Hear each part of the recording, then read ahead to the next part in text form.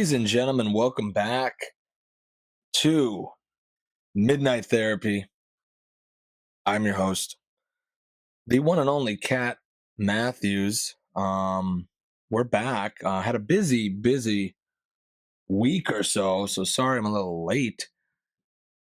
Crazy times we are living in. We're going to touch on them just briefly. Today.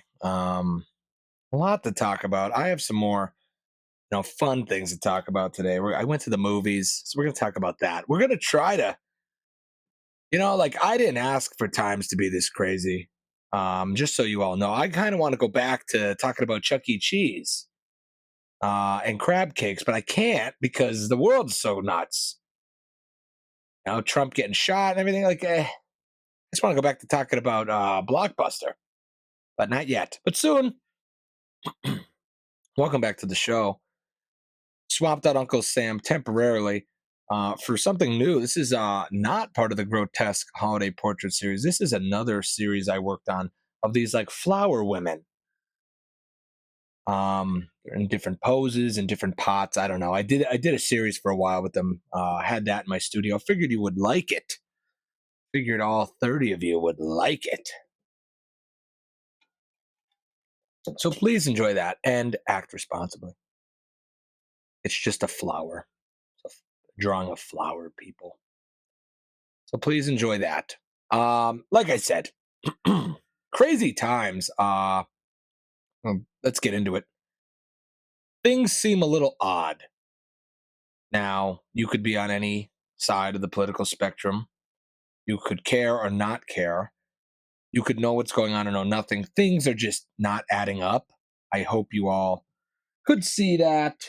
Hope you all see that and are a little, worried about it because it's not that normal. The one candidate gets shot at and misses. He almost dies by a couple centimeters. Then the other one drops out. I don't know. Let's go through the other one. So Trump, as we covered, misses death by 2 centimeters. And then the RNC is that week, the Republican National Convention. And that's usually a prestigious event of, let's be honest, very conservative people and high ups in the conservative Republican Party. There's a ton of protection for those people, and the roads are blocked off for blocks. It's a big event. The DNC, the Democratic one, is also a very big event. Prestigious, very formal. You got to wear a suit, all that. Hulk Hogan was at this one. The wrestler, the pro wrestler, Hulk Hogan. Also, he played Thunder Lips in Rocky 3. He spoke there, and he ripped his shirt off as he used to do in the WWE, or back then WWF. And he said Trumpomania. And he was screaming. Kid Rock was also there. This is days after Trump, got shot. Things are weird. And if you can't see that things are weird, maybe, I don't know. I talk about the simulation sometimes. I feel like this is truly all fake. This reality might not be real. I don't know.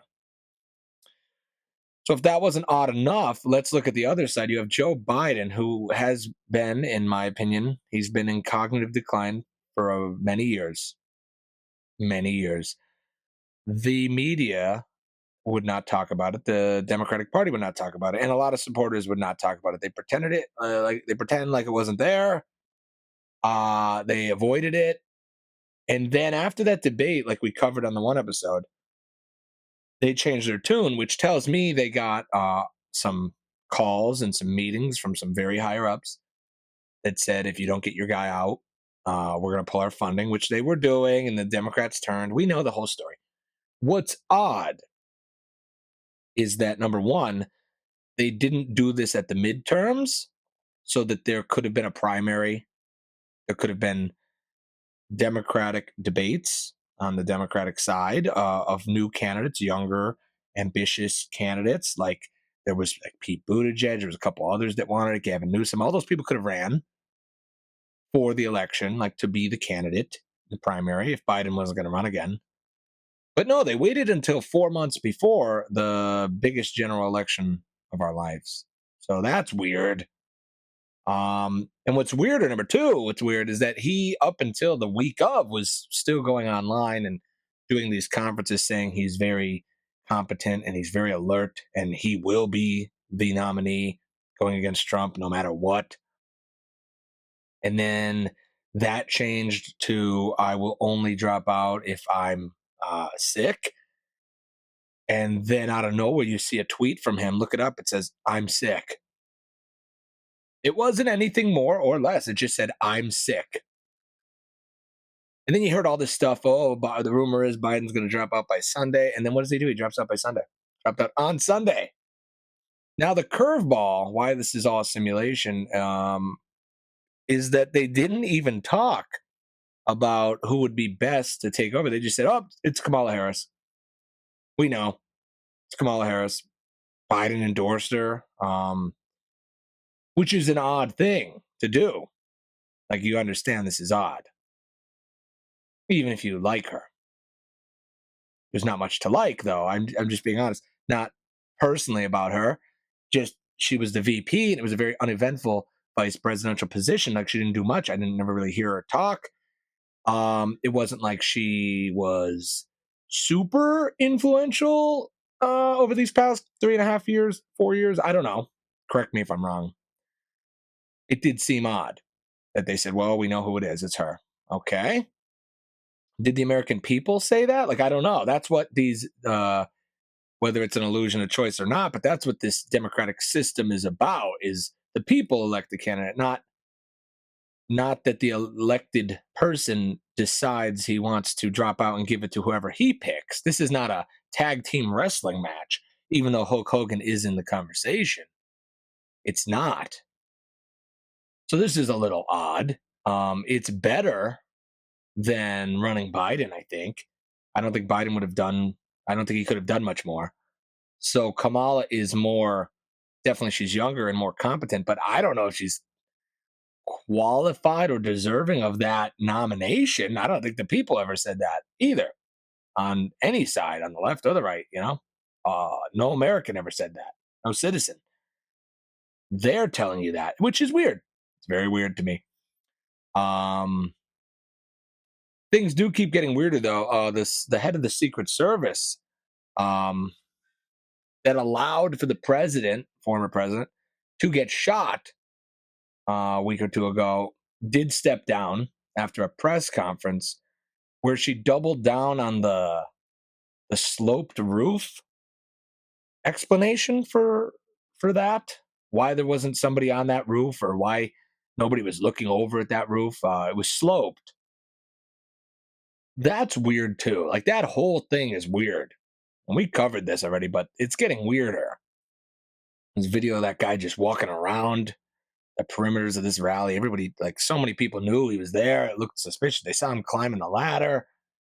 They saw him on the roof. They said he has a gun. I don't know. I guess he got frisked and he had something in his bag. I don't know. This is just not adding up. Nothing's adding up. President gets shot at, misses death by a centimeter. Then the current president drops out of the race with 4 months left. And they give it to the VP, who's, to say the least, not super likable. And this is your 2024 election. Little weird. Little weird. Before I move on to lighter topics, because this is all probably a simulation, just so you know. My prediction is they are very confident with Kamala Harris because they know Trump will not be in this race. I think if it was Kamala Harris versus Trump, with all the context of what went on, I don't think she can beat Trump. I don't think Biden could have either, but I definitely don't think she could. And I don't think they're all that worried because I don't think they think Trump's going to make it there. You can decipher that any way you want, but I'm telling you, I don't think they plan on letting Trump get to the general election.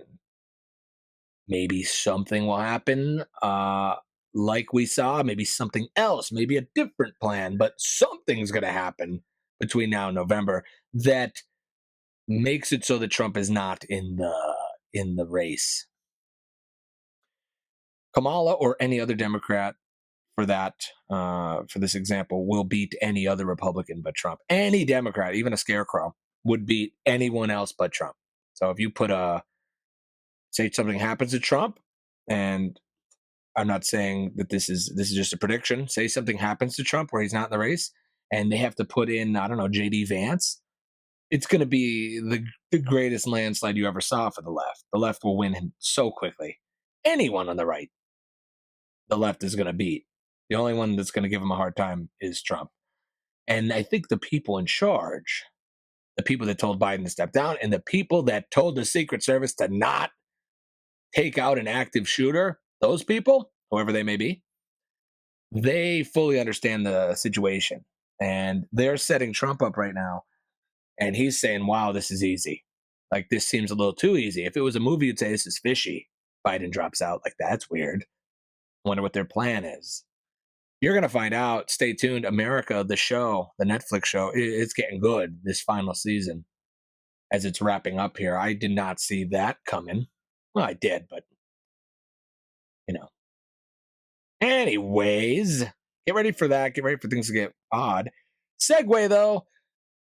On a lighter note, we went to the movies for the first time in a very long time last night. I'm gonna, you know, my girlfriend tells me I'm very negative, like all the time, like I'm like a complainer, and it's true. She says I'm like an old man. She gets very annoyed with me, and I'm sorry. I don't want to do that.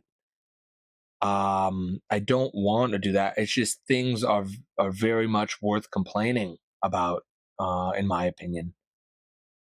So let's just get going. I went to the movies and it was like just me and her. It was like a $60 night to go to the movies. Like the popcorn and the drinks were like 30 some dollars just by themselves. And popcorn's not even like a real food. Popcorn's like the closest thing to not food. You know what I'm saying? Like of all the food, popcorn seems almost not like food the most. It's like a kernel that opens. I don't know. But to pay for that, I don't know. I could have got like a steak, and I don't know. Or I could have got like a full like buffet pass. I don't know. You get what I'm saying? I could have had shrimp and crab cakes and stuff for $30. They had a lot of stuff at McDonald's. I could have got a bundle box. Could have got maybe two bundle boxes. Fact check that if you want. Might have been able to get two bundle boxes.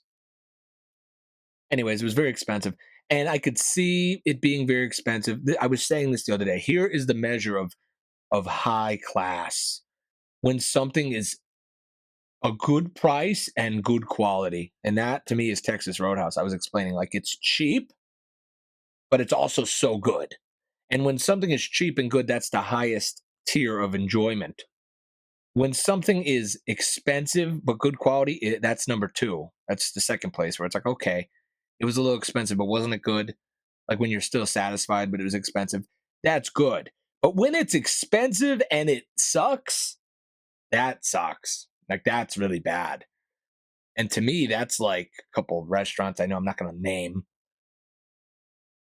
My girlfriend loves Red Robin, but to me, that's Red Robin. Like Red Robin's very mediocre to me, but it's very expensive.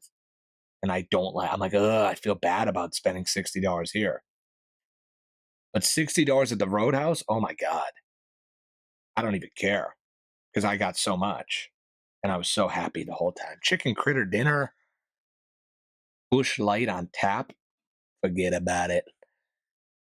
Anywho, the movies to me is kind of that low tier, if you get what I'm saying. It's a lot of money, not the best quality. Usually the movie's not good, or you're not super impressed. Usually the experience isn't that good.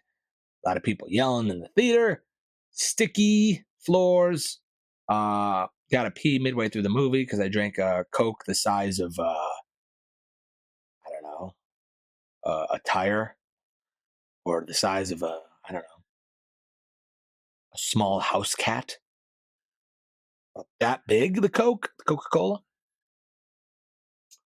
You're not going to make it if you drink the whole thing, but you're going to drink the whole thing because you paid $19 for it. So usually not the best experience. It's not what it was. It's not the 50s anymore where you're going to see a film at the cinema.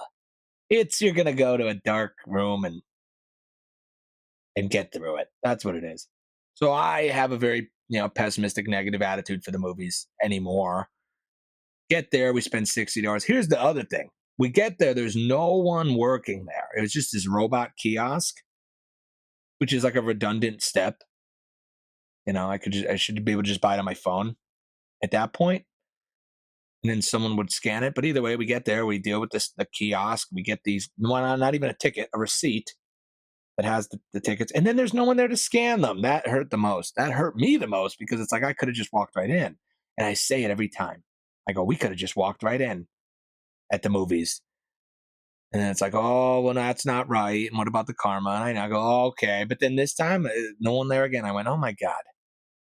Could have walked right in. Anyways, that's my little problem with the movie theater. So I already went in with a bad attitude a little. And we went to go see Inside Out 2, the Disney movie, or Pixar, or whatever, the movie, the Disney movie, Inside Out 2. Went in optimistically. I liked the first one, to be honest. This is going to be one of the first movie reviews on this channel. But before we get positive, I'm going to stay negative. Then the previews of the trailers came on, and wow, mediocre at best. I feel like no one has any ideas anymore. All the movies made today are either remakes or sequels of movies that were successful in the past because there's no creativity anymore. Hate to say it. And if there is, it's very limited creativity. And when a good movie does come out, you're like, wow. But in all reality, it's all these remakes and they want you to feel nostalgic. It's I don't know. Postmodernism, I'll tell you. Like Shrek 5 is coming out. Okay. Talk about like squeezing every bit out of a franchise. They did it with Rocky, Star Wars. They're doing it with Star Wars. Oh my God. So there was that. Not impressed by any of the previews.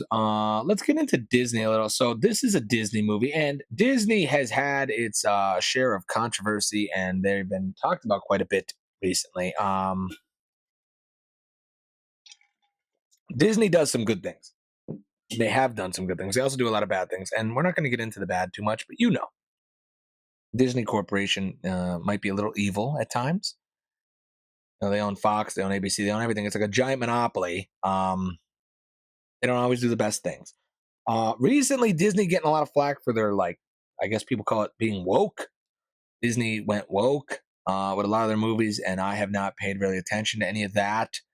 Disney has their fair share of remaking stuff, like with the live actions. Sometimes it seems like they're out of ideas too. Let's remake The Lion King again, but this time like realistic animation and not 2D. You know, stuff like that, and with their I don't know their agendas or whatever they're pushing in their movies. People say I can't keep up, but overall, Disney's a pretty good company when it comes to making content. Disney doesn't miss a lot. They've been missing lately, but they usually don't miss. And classic Disney never missed. Like Lion King, Aladdin, Beauty and the Beast, all those movies are classic. And they're good. And the reason they're good is the story and the plot. And that's what a lot of movies miss today. Like it looks great. Like they look visually great because of the CGI and stuff, but it's just the plot is like non existent. Disney doesn't miss often. They usually write pretty good. And Inside Out, when it did come out, that was a very impressive movie. Not just for kids. Now, granted, I'm not a Disney adult, so don't get that confused. And I talk pretty a little poorly about Disney adults. And what I mean by Disney adult is someone who is an adult, without children. They don't have children. They're just adults, like maybe 20s or 30s, and they're obsessed with Disney still. I don't know. You know one person like this. I know you do. You know a Disney adult in your life where they're like 36 and they still have like Snow White bed sheets and the dwarfs. They have like stuffed animals of the dwarfs on their bed and stuff. Like, and they go to Disney all the time, and their phone case is Disney, like stuff like that. You know what I'm saying? And there's nothing wrong with it. It's just a little weird to me, just a little, because the movies are made for kids. You can still enjoy them, but to an extent. And that's just my opinion. Do whatever you want. Freedom of speech, freedom to do whatever you want, freedom to be a Disney adult within reason. But I'm not one of those, but I do appreciate a good film, and I think Disney makes them. So I went in, me and my girl wanted to see it, and I liked the first one. I thought it was very interesting. I'm going to be honest, Disney really hit it out of the park with this one. It's truly a great movie. I'm going to explain why it's a great movie. And why other movies aren't great movies. So, for example, like I said, Disney gets a lot of flack. They bleed a franchise dry, and they kind of just force movies out. Like Star Wars, Disney completely ruined Star Wars, completely, because they put nostalgia before plot. They thought we'd all be super excited to go see these characters again, and they completely forgot about a big part of movie making, which is the storyline and the plot.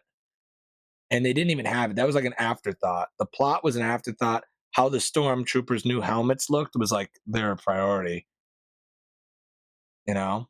But by the time the plot came to wrap up the three movies, they had no idea what to do. Like they were like they almost just like threw something at a spin wheel and whatever, like a knife at a wheel and whatever it stuck. That's what they did. That's what it felt like.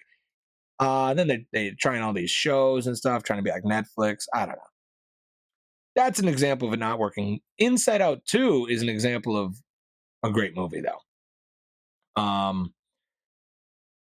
To personify the human psyche with characters from a young age and how that changes over time is genius to me. Every Disney movie, like a lot of them, have a genius plot, I will say. Soul was very good and underrated. This has a very Inside Out and Soul are very similar. Encanto, don't really care about too much. Didn't think it was that great, but people love that one. Um, Coco, that's another Disney movie, and I know a lot of these movies also because I'm a elementary school substitute teacher, and I would put them on all the time, so I know what I'm talking about here. I'm almost an expert, some would say.